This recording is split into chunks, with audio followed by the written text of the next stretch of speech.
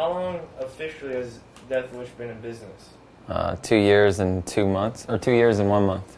2 years and 1 month? Yeah. Eric, let's start a board company. Okay, well, we don't have to do much. Just someone needs to sell it. There needs to be a production person to buy the wood, and that's all they do. Basically, we learned through jumping in the water and, learning how to swim. Instead of, it was sink or swim, and we jumped in and we learned. We started at a time when the economy was kind of hitting rock bottom, so all we knew was what we had. We didn't have a big hit in our sales. All we knew was like low sales from the beginning as a growing company. And over the past couple years, I guess the economy's picked back up and we're starting to do better. And it's been a lot of learning experiences for us. The hardest thing to do is having ideas, which that's all you have to do. Anything else can be learned. Anybody could start a skateboard company. You don't have to be corporate backed.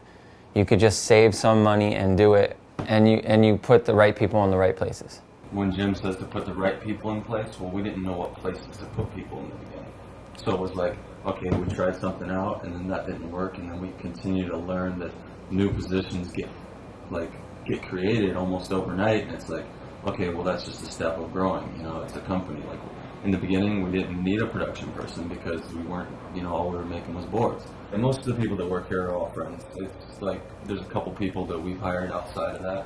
That can be good and bad in ways. It's like it's rad to work with your friends, but it also, there's been a couple cases where somebody had to leave or we had to let somebody go, and it sort of affects the relationship after that. But hopefully time kind of heals stuff like that. We're very lucky to have a staff that really puts in 150% and really believes in what we believe in and is in for the long haul with us.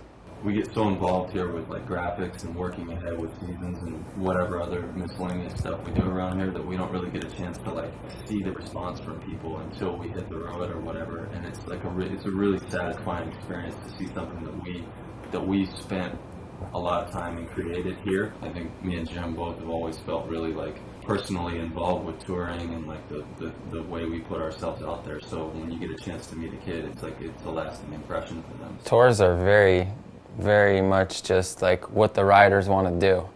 Pretty much a free-for-all. We go, we show up, skate, hang out with the kids. We throw boards and the kids have a great time. When you get to meet, 5,000 or 10,000 kids throughout the span of a tour, it's like you make that many impressions on kids. And it's like with the crew that we've put together and all of the guys are really rad with people, so it's done us really well. We make enough money to support our staff. Everything else we put back into the company for future growth. We're spending a lot of money on software right now that we've been banging our heads against the wall for a while without having. So, we invest in that, and we're hopefully going to move into a new building in a couple months. And just all these... Can't wait to do that. It's going to be so rad. What's most rewarding about doing this company is that it's so much fun. I couldn't, even though we don't make any money at it, that's not the point. The point is we're having a lot of fun, and we're getting to make this rad company, and all of our friends ride for it, and it's amazing, and it's really affecting kids in a good way where they want to go out and shred. We're making kids want to go hit the streets, making them want to go shred. We're doing what's fun, and that's what counts.